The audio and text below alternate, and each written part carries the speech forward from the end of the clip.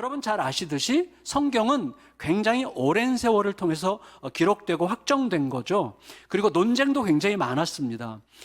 보통 보편적으로 알려진 상식대로라면 구약 성경은 예수님 오시기 400년 전, BC 400년부터 300년에 걸쳐서 이게 소위 정통 성경, 정경, 캐논이라고 하는데 기준이란 뜻이죠. 그래서 정식 말씀으로 받아들여지는데 구약 성경만 해도 300년 정도가 걸렸어요. 그리고 신약 성경은 예수님 이후에 이제 50년대부터 예수님 오시고 AD 50여 년부터 이제 쓰여지기 시작했다고 하잖아요. 그때로부터 계속 이제 논쟁하고 막 이상한 성경들도 막 나오고 하면서, 이상한 글들도 나오고 하면서 다 걸러지고 회의하고 하면서 드디어 397년, AD 397년 카르타고 종교회의에서 최종 확정이 됐어요. 27권이. 그러니까 전체적으로 보면 한 700여 년에 걸쳐서 성경이 오늘 우리가 소유하고 있는 형태로 이루어진 것이죠. 그래서 그 모든 상황을 생각할 때 우리가 마음속에 좀 마음에 담아야 되는 것들이 있습니다. 뭐냐면 이 여정 속에서, 이 긴 여정 속에서 얼마나 많은 기도가 있었겠어요? 얼마나 많은 논쟁들이 있었겠어요? 무수한 기도와 갈등, 그리고 합리적 사고와 믿음 사이에서의 어떤 긴장, 그리고 숱한 열띤 논쟁들을 충분히 상상할 수 있습니다. 동시에 우리들은 그 모든 여정에 참여했던 굉장히 수준 높은 경건한 신앙인들과 학자들의 기도와 헌신과 수고와 땀, 그리고 그 모든 과정에 계속해서 참여하셨을 하나님, 성령님의 개입하심의 그 장엄하심과 성실하심이 오늘날 21세기에 우리가 가지고 있는 생각과 판단보다 훨씬 더 장엄하고 위험이 가득하고 깊다고 하는 것을 인정해야 됩니다. 그거 굉장히 중요해요. 우리가 조금 안다고 깝죽하고 하기가 쉽거든요, 우리는. 그 오랜 세월 동안에 어마어마한 논쟁과 열띤 토론과 기도와 싸움과 정돈과 합의와 이 모든 여정 속에 우리는 성령님께서 반드시 개입하시고 역사하셨다는 것을 믿고 이 말씀을 가지고 있는 거예요. 무엇보다도 이 후대 신앙 공동체가 덧붙인 이 나레이션에서 말하는 전도자는 무엇보다 지혜자예요. 지혜자. 9절에서 이렇게 이야기합니다. 9절 읽을까요? 9절 시작. 전도자는 지혜자이어서 여전히 백성에게 지식을 가르쳤고 또 깊이 생각하고 연구하여 잠언을 많이 지었으며. 자, 여러분, 이 전도자인 지혜자는 무엇보다도 백성들을 가르치는 자예요. 근데 가르치는데 내가 가르침으로 먹고 살 만큼의 충분한 지혜를 가진 자가 아니라 가르치지 않으면 안 되는 사명을 가진 지혜자라고 말해야 될 것이에요.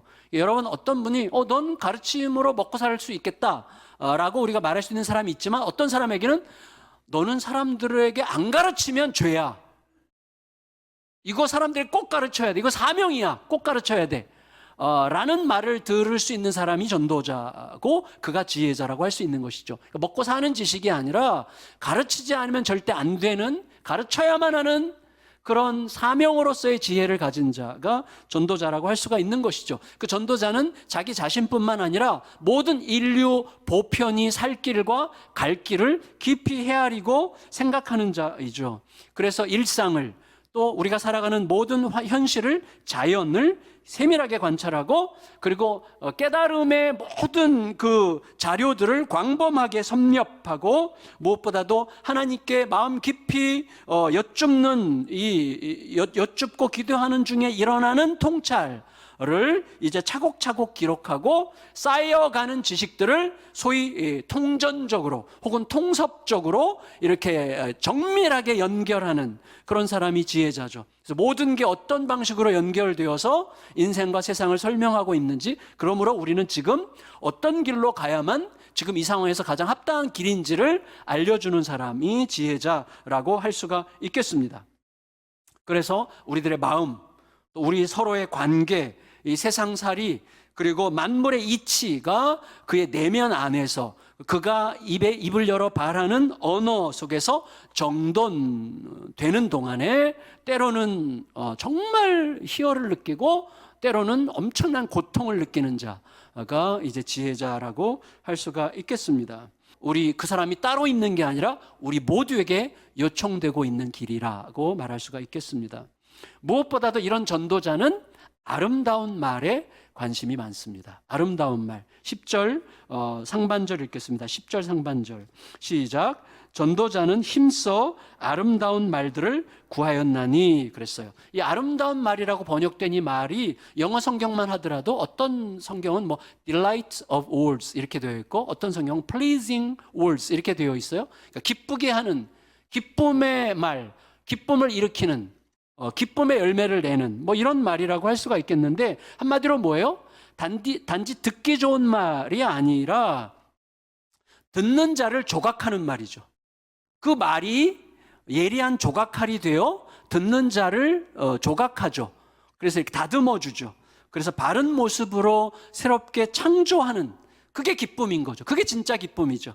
단지 듣기 좋은 소리가 아니라 그 말이 그 안으로 들어가 그를 조각하여 그에게 진정한 의미의 하나님이 바람직하게 생각하시는 새 창조를 이루어주는 말씀이죠. 하나님의 말씀이 세상을 창조한 것처럼 하나님의 말씀이 제대로 전해지면 우리 안에 새로운 질서가 창조되는 것이죠.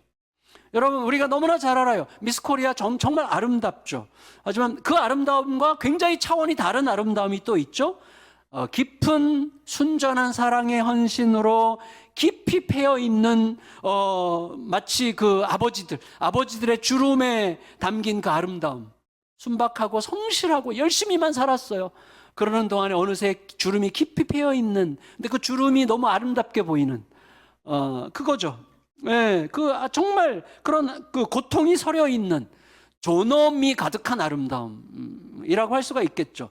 그러니까 아프게 하더라도 말로 친다면 그 상대방을 아프게 하더라도 좀 불편하더라도 물론 때로는 굉장히 부드럽게 전해지겠지만 듣는 자를 살리는 말이 곧 아름다운 말이라고 할 수가 있겠습니다. 여러분, 사람들의 감정을 조작해서 뭔가 분위기를 붕 띄우려고 조작된 그런 말은 아무리 사랑이어도 가볍고 불편해요. 우리가 조금만 민감한 사람이라면 금방 알죠. 거기에 속아 넘어가는 사람들은 미련한 사람이겠죠. 하지만 여러분, 깊은 애정으로 고통스러운 진실을 전하는 말은 늘 무겁고 아름답죠. 사람이 언제 아름답습니까? 제자리로 돌아갈 때죠. 자기 자리를 착 찾아갈 때죠. 드디어 자기 자리로 갔네. 그때 너무 기특하고 아름답죠. 틀어졌던 마음이 풀리고 상처난 영혼에 하나님의 숨결이 담기면서 다시 제자리를 찾을 때 정말 아름답죠. 그때는 모든 관계들이 또 동시에 제자리를 찾아 들어가게 됩니다. 그래서 내 마음이 제자리를 찾아 들어가면 관계가 제자리를 찾기 시작하는 것이죠. 그 아름다움을 이루는 힘, 그 힘이 뭐예요? 곧 사랑으로 전하는 진리의 말씀이죠. 그래서 아름다운 말씀은 결국 진리의 말씀이에요. 10절을 다시 읽을까요? 10절 시작. 전도자는 힘써 아름다운 말들을 구하였나니 진리의 말씀들을 정직하게 기록하였느니라. 그러니까 아름다운 말이 곧 진리의 말씀이라는 뜻이에요. 여러분, 진정한 아름다움은 사랑과 진리의 결합에서 꽃을 피웁니다. 사랑과 진리가 결합할 때 아름다움이 꽃을 피우는 것이죠. 영어 격언에 이런 말이 있어요. Love is nothing other than finding the truth 라는 말이 있어요. 뭐예요? 제가 이거 지금 꽤 아는 척한 거죠. 사랑은 바로 진리를 찾는 거다. 간단하게 말하면 사랑은 바로 다른 게 아니다. 사랑이라는 것은 결국 진리를 찾는 거다. 이런 말이에요.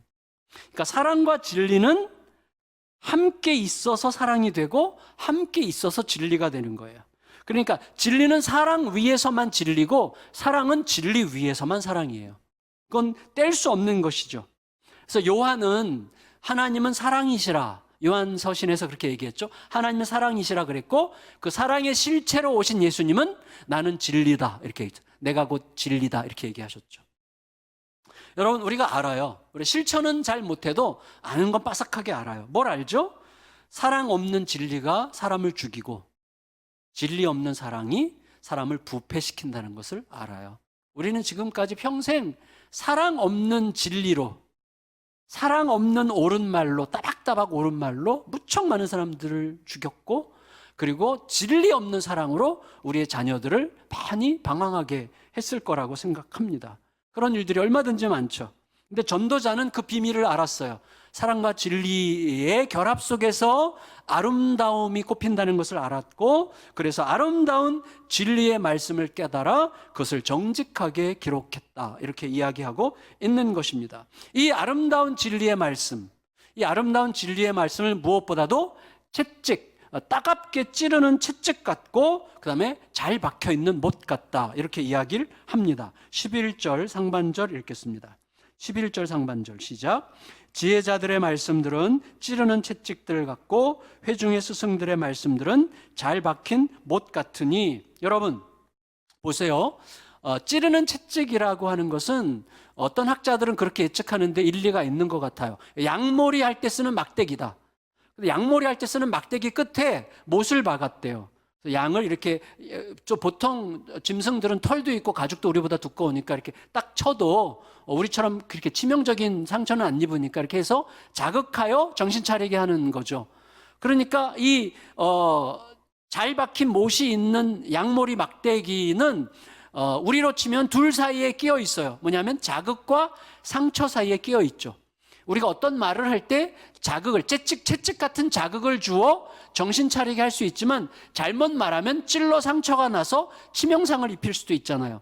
그러니까 이 찌르는 채찍과 잘 박힌 못은 우리에게 어떻게 보면 자극과 상처 사이에서 건강한 긴장을 요청하는 어떤 상징이라고 생각할 수가 있겠습니다. 다시 말하면 정말로 정신 차리게 하면서도 상처는 입지 않게 하는, 요게 이제 그런 말이라고 할 수가 있겠습니다. 더 나아가서 구약에서 잘 박힌 못은 뭘 상징해요?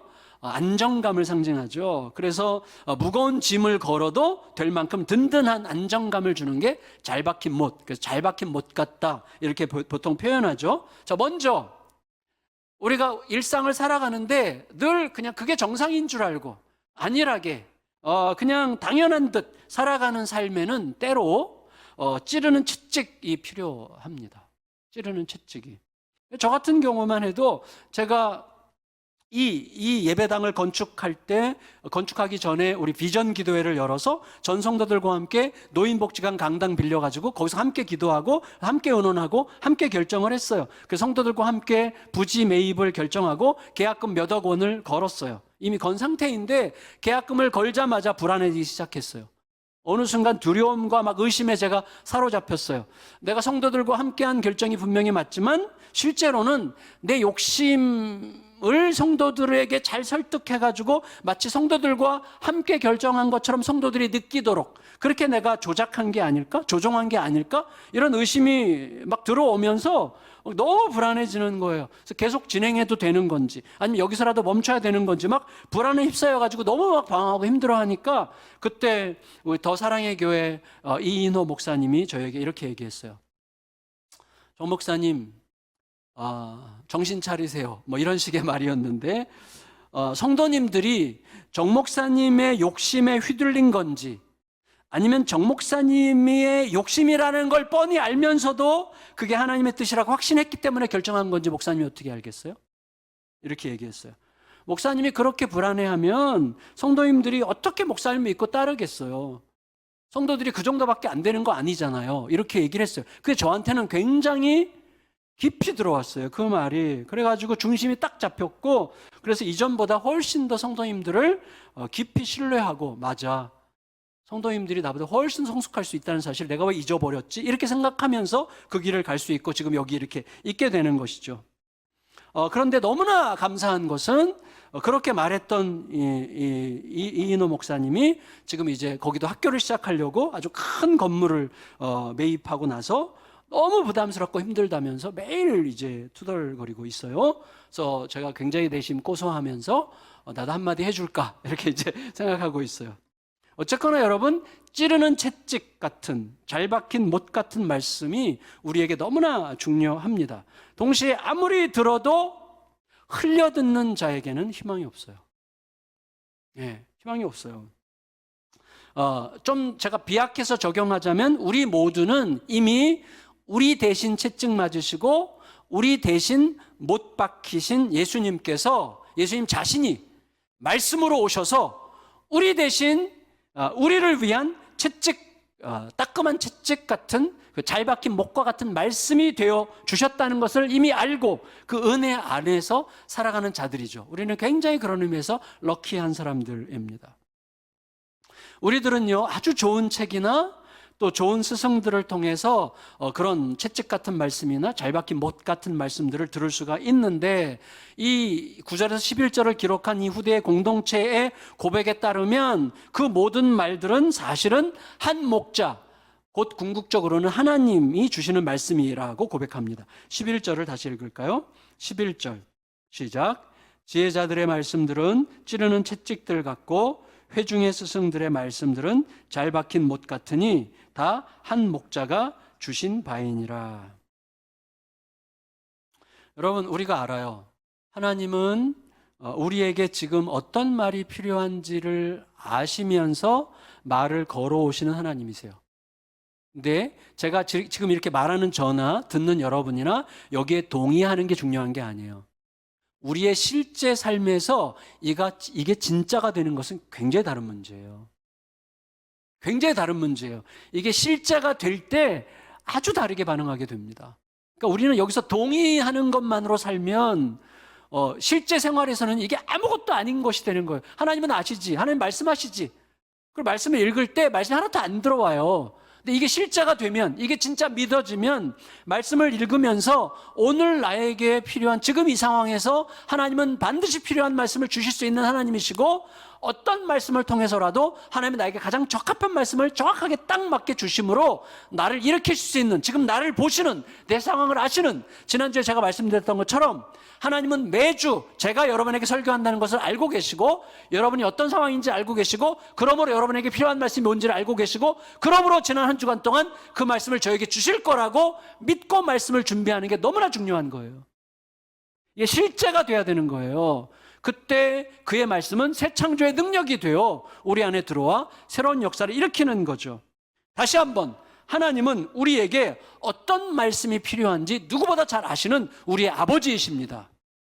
이게 우리의 실제가 돼야 됩니다. 따라서 오래전에 기록된 말씀이라도 지금 우리와 함께 하시는 성령님을 통해서 그 말씀이 얼마든지 찌르는 채찍같이 잘 박힌 못과 같이 우리를 변화시키는 말씀이 되게 하실 수 있습니다. 따라서 이제 이 전제 위에서 우리는 전도자의 마지막 권면을 때리는 채찍처럼 잘 박힌 못처럼 받을 수 있는 마음의 준비를 할 수 있어야 되겠습니다. 그래서 12절과 14절을 그런 마음으로 이렇게 읽어보겠습니다. 12절에서 14절 시작. 내 아들아, 또 이것들로부터 경계를 받으라. 많은 책들을 짓는 것은 끝이 없고 많이 공부하는 것은 몸을 피곤하게 하느니라. 일의 결국을 다 들었으니 하나님을 경외하고 그의 명령들을 지킬지어다. 이것이 모든 사람의 본분이니라. 여기까지만 읽을게요. 여러분, 자, 다시 한번 강조해요. 하나님은 지금 이 말씀을 이 자리에서 혹은 영상으로 듣는 모든 분들에게 나에게 어떤 말씀이 필요한지 아시는 분으로서 말씀하고 계시다는 사실을 믿고 믿음으로 받을 준비를 하면서 들으셔야 됩니다. 그런데 무엇보다 중요한 것 몇 가지가 있는데, 첫째는 하나님이 우리를 전도자를 통해서 내 아들아 이렇게 부르신다는 거예요.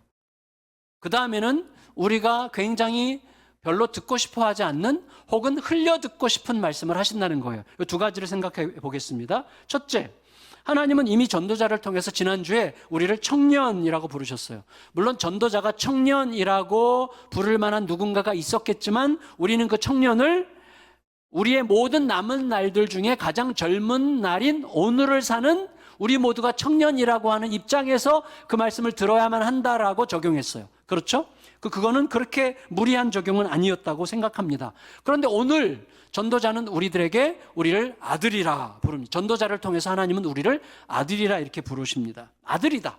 그러니까 이 인식이 굉장히 중요해요. 그러니까 내가 나를 어떤 자로, 어떤 존재로 인식하느냐가 세상을, 하나님을 어떤 분으로 인식하느냐가 우리 앞에 있는 모든 문제들을 어떻게 해석하느냐를 결정하는 것과 마찬가지로 내가 나를 어떤 존재로 받아들이느냐가 하나님의 말씀을 어떤 방식으로 듣게 하느냐를 결정하고 그에 따라서 세상을 그런 눈으로 보게 하는다는 것을 굉장히 중요하게 여겨야 됩니다.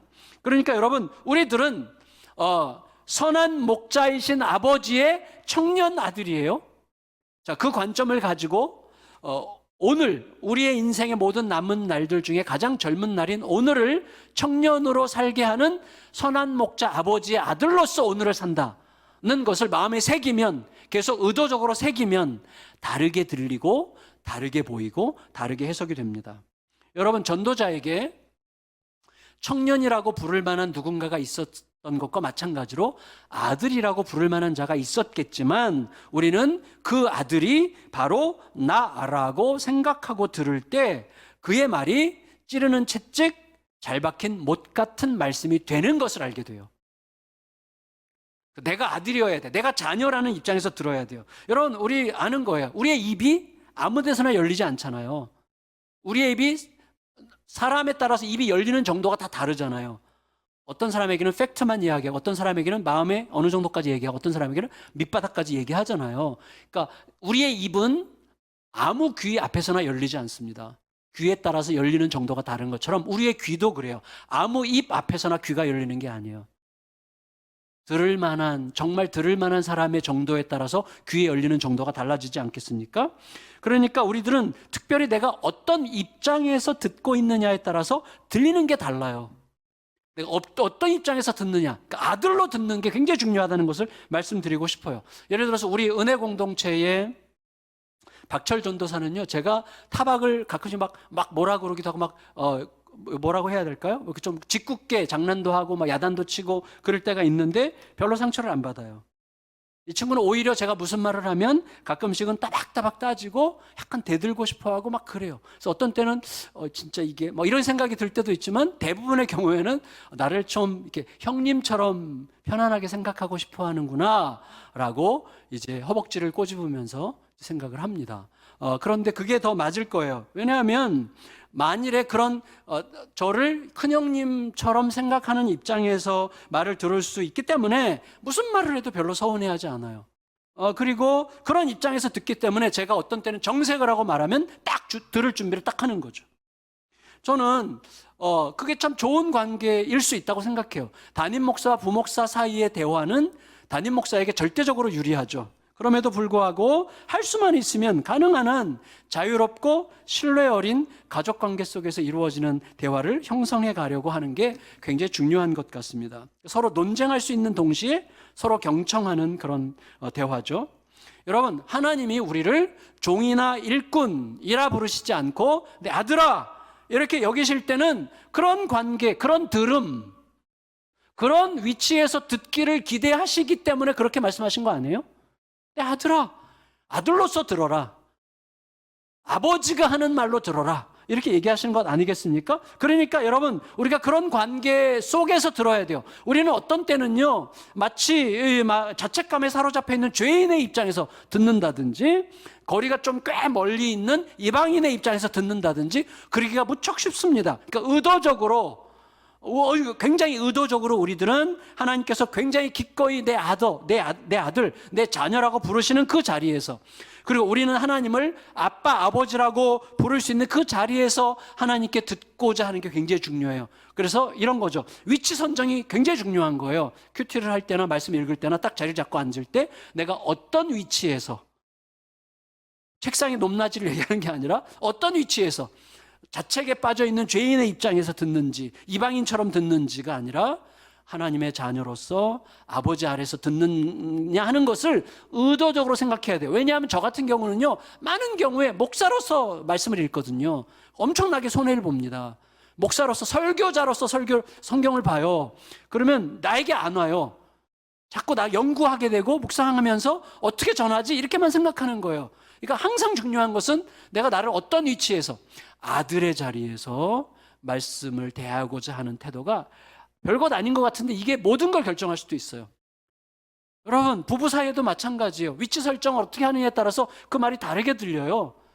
아유, 나 이렇게 농담한 거를 왜 이렇게 심각하게 받아들여? 그 말은 뭐죠? 위치 선정이 잘못됐기 때문이에요.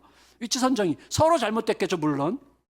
어쨌거나 그 위치가 너무나 중요해요. 그러니까 우리들은 선한 아버지의 자녀 입장에서 아버지의 말을 들어야 되고, 그때는 아들의 입장에서는 위로를 받고자 하는 것보다도 훈계를 먼저 받아도 된다는 입장에서 들을 수 있어야 돼요. 그게 아들이에요, 아들. 아들은 위로를 받기보다도, 종은 위로부터 받고 싶어 해요. 종은 위로 못 받으면 죽고 싶으니까. 근데 아들은 훈계 받아도 괜찮아요. 그러니까 아들 입장에서는 위로보다도 훈계를 먼저 들어도 괜찮다는 입장에서 들으려고 하는 게 굉장히 중요합니다. 12절 상반절 읽겠습니다. 12절 상반절.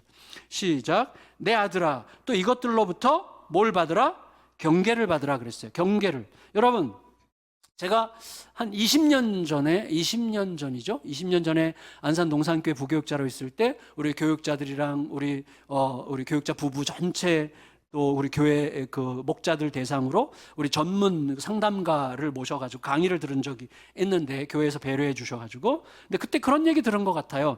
야단을 먼저 맞은 다음에 칭찬을 들으면, 야단 맞은 게 먼저 기억되기 때문에 칭찬이 귀에 잘 안 들어온대요. 그러니까 야단을 치든 경고를 하든 훈계를 하든 먼저 칭찬부터 해라. 칭찬부터. 이런 이제 상담가의 말을 들은 적이 있는데, 하지만 여러분, 의심과 경계심이 쌓여있는 부자 관계라면 그게 맞겠지만 아주 이상적인 아버지와 아들 사이에서는 불필요한 것 같아요. 여러분, 동시에 말하는 자가 아니라 듣는 자 입장에서라면 위로보다 훈계를 먼저 듣고자 하는 게 더 낫지 않을까 싶어요. 위로를 기대하면 웬만한 위로로는 만족하기가 어려울 것 같아요. 그런데 여러분, 내가 열린 마음으로 훈계를 듣고자 하면 대부분의 훈계는 내가 생각했던 것보다 수위가 낮을 가능성이 많고, 동시에 행여라도 작은 위로라도 받는 경우에는 엄청나게 큰 위로로 내 안에 들어오는 거죠. 이건 뭐 심리적으로 기술이 아니라 뭐 너무 평범한 이야기죠. 그렇지만 지금 이 전도자가 내 아들아 하면서 훈계를 받으라, 경계를 받으라 이렇게 얘기하기 때문에 이제 그렇게 얘기하게 된 거고, 그런데 전도자가 자녀들에게 주는 훈계는 뭐냐면, 먼저 공부하는 자녀를 둔 부모들로서는 매우 듣기 불편한 소리일 수 있어요. 12절 13절 다시 한번 읽겠습니다. 12절 13절 시작. 내 아들아, 또 이것들로부터 경계를 받으라. 많은 책들을 짓는 것은 끝이 없고 많이 공부하는 것은 몸을 피곤하게 하느니라. 일의 결국을 다 들었으니 하나님을 경외하고 그 명령들을 지킬지어다. 이것이 모든 사람의 본분이니라. 한마디로 뭐예요? 공부 너무 열심히 하지 마, 아들아. 아들아, 공부 너무 열심히 하지 말고 대신 하나님과의 관계에 신경 써. 여러분, 우리가 이거 알아요. 동의해요. 그런데 실제로 아이가 신앙생활 너무 열심히 하느라고 공부를 좀 등한시하는 것 같으면 굉장히 걱정이 되고, 그래서 야, 너 아무리 신앙도 좋지만 이런 말을 하지 않겠어요? 근데 그거는 맞아요. 예, 저는 신앙생활을 지나치게 많이 하느라고 공부를 등한시하는 것은 정상이 아니라고 생각해요. 그리고 공부를 너무 열심히 하느라고 신앙을 등한시하는 것도 더 정상이 아니죠. 공부도 열심히 하고 신앙생활도 열심히 할 수 있습니다. 저는 얼마든지 그게 가능하다는 것을 성도들이 먼저 믿어야 될 것 같아요. 여러분, 우리가 공부가 인생을 결정할 거라고 세상이 가르치죠. 이 세상의 가르침에 지나치게, 그 충동과 그 가르침에 지나치게 사로잡힌 나머지 그 세상을 지으시고 그 세상을 통치하시는 왕이 대체 뭘 가르치려고 하시는지에 대해서는 별로 관심을 기울이지 않는 것이 우리에게 큰 안타까움인 것 같습니다. 그래서 여러분, 신실하게 공부하는 성실함을 추구하는 동시에 공부하지 않으면 망할 것 같다는 조바심과 조급한 강박도 피하는 이 두 가지가 다 필요한, 그러니까 하나님을 바라보는 건강한 긴장이죠. 성실함을 추구하면서 조급한 강박증을 피하면서 하나님을 바라보는 이런 건강한 긴장이 우리에게 필요하죠. 물론 우리들은 균형을 잡을 수 없습니다. 따라서 믿으셔야 돼요. 뭘 믿냐면, 하나님, 예수님을 제대로 섬기면 예수님이 공부하라 하신다는 것을 믿어야 돼요. 너 좀 더 성실해야 되겠는데? 라고 말씀해 주실 것을 믿어야 돼요. 예수님께서 야, 너 너무 공부에 매이는 거 아니야? 조금 쉬는 게 좋겠는데? 라고 말씀하시는 분이라는 것을 믿어야 돼요. 이게 되게 중요해요. 그러니까 우리가 그 진짜 실제, 그 실제 위에서 살아가도록 우리 자녀들에게 가르치는 게 너무나 중요합니다. 우리는 스스로 균형 잡을 수 없어요. 따라서 불안이나 욕망에게 묻지 말고, 또 안일함이나 게으름에게 묻지 말고 끝없이 예수님께 물으면서 달릴 뿐이에요. 그러니까 여러분, 균형은 예수님이 잡아가시는데 우리 자녀들은 공부를 안 해서 망하지 않습니다.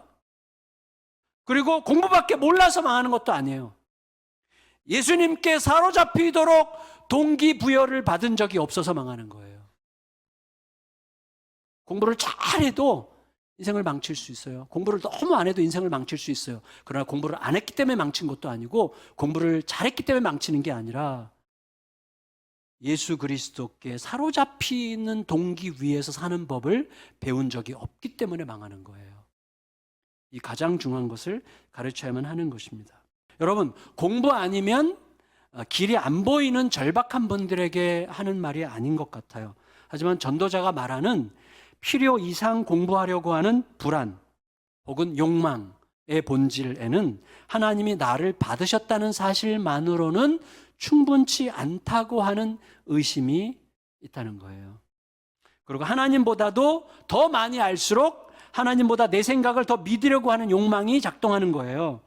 인류의 안전과 자유를 위해서 공부하는 분들도 있겠지만, 더 많은 경우에는 자기 만족적인 요소가 훨씬 더 크죠.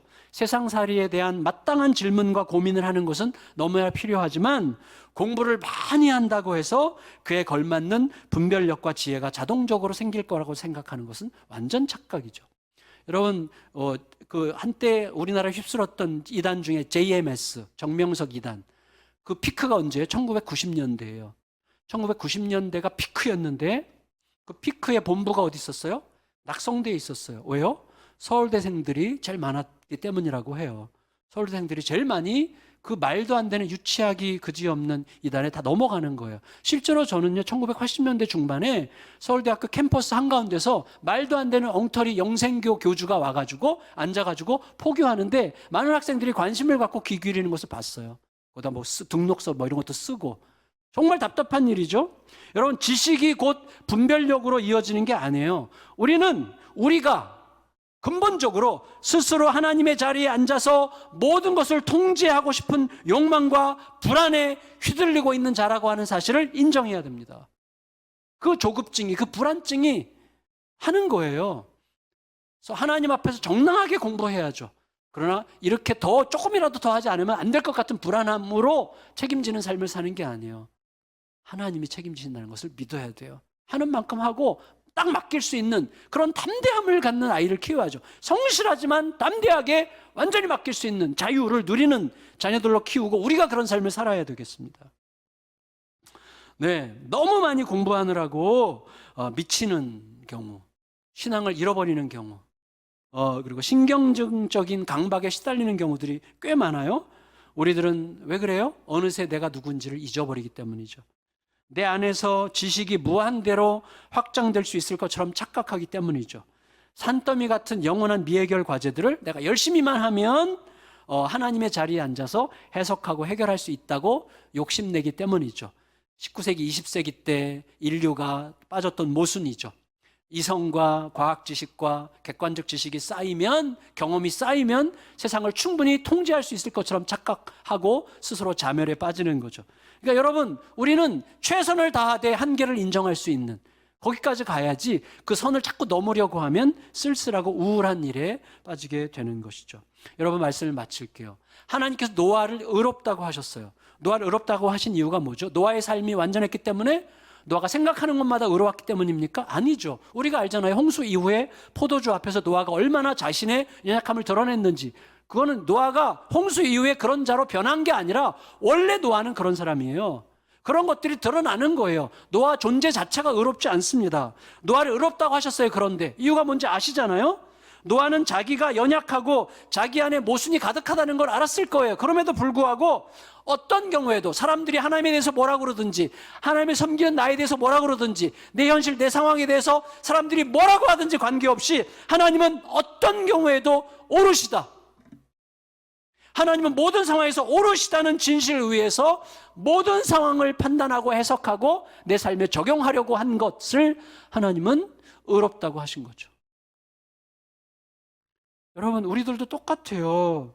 우리들은요, 번민에 빠집니다. 고민에 빠집니다. 갈등에 빠집니다. 두려움에 빠집니다. 그게 우리들의 현실이에요. 우리는 그럴 수밖에 없어요. 인정하세요. 그냥 자연스러운 거예요. 고민하고 갈등하고 번민하고 두려워하고 우울하고 힘들어하고 염려하고 근심합니다. 우리들의 삶이에요. 그러나 중요한 것은요, 고민에 빠지더라도 의심하더라도 내가 하나님보다 클 수 없음을 인정하고 하나님의 오르심 위에서 계속 질문하면서 모든 상황에서 하나님이 나보다 오르시다는 진실을 위해서 질문하며 버티는 거예요. 그게 하나님을 경외하는 거예요. 그리고 그때 우리는 내 본분을 지키는 자가 되는 것입니다. 13절 읽고 마칠게요. 13절 시작. 이래 결국을 다 들었으니 하나님을 경외하고 그의 명령들을 지킬지어다. 이것이 모든 사람의 본분이니라. 여러분, 그런 의미에서 우리들은 너무너무 럭키한 사람들이죠. 여러분, 우리는 이제 우리의 행위가 우리의 모든 은밀한 일을 심판하실 하나님께 잘 보이려고 그분의 명령을 지키려고 애를 쓰는 그런 위치에서 사는 자들이 아니에요.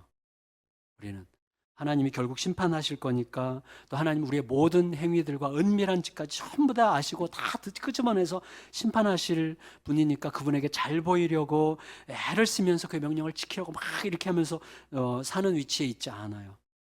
우리를 움직이는 것은요, 더 이상 두려움에 사로잡힌 긴장이 아니에요. 오히려 자신의 모든 명령을 스스로 완전하게 성취하신 주님께서 우리 곁에 오셔서 함께 가자 하고 속삭이시는 그 진리와 사랑의 음성이에요. 여러분, 하나님의 심판이 무섭습니까? 이 눈부신 사랑이 무섭습니까? 저는 이 눈부신 사랑이 훨씬 무서워요. 이 사랑을 잃어버릴까봐, 이 사랑에 잘 대답하지 못할까봐, 이 아름다운 사랑에 합당하게 살지 못할까봐 걱정이에요. 그러나 그것 때문에 지나치게 두려워하고 긴장에 사로잡히진 않아요.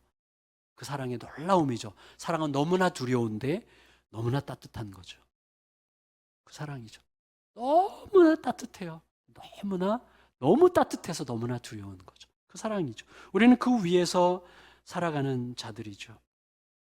그 음성을 따라서 그냥 움직이는 거예요. 그 음성을 따라 움직이는 동안에 보이지 않던 길도 너끈히 갈 수 있고, 뜻이 분명하지 않아 힘들었지만 결국엔 하나님의 마음이 뭐였는지를 기쁨으로 알게 되는 거예요. 지금 혹시라도 너무너무 사랑하는 배우자가 가까이 있다면 느껴보세요. 너무너무 사랑해서 절대 함부로 할 수 없는, 너무너무 사랑해서 그 사랑에 부응하지 못할까 봐 두려운, 하나님은 그것과 비교할 수 없이 어마어마하게 순결하고 눈부신 사랑으로 우리 곁으로 오신 거예요. 그래서 우리는 그 사랑에 힘을 입어서 그냥 따라가는 거죠. 가다 보니까 길이 보이고 알려지고 깨닫게 되는 것이죠. 하나님의 마음이 이거였구나 라고 기쁨을 확인하면서 살아가게 되는 것이죠. 그 길로 부르신 주님 앞에서 전도서를 이제 조금씩 마무리하면서 오늘 하루하루를 그 하나님과 함께하는 영원한 하루로 살아가는 법을 계속 익혀가고 확장해가고 누리는 그런 삶을 살아가시기를 예수 그리스도의 이름으로 축원합니다.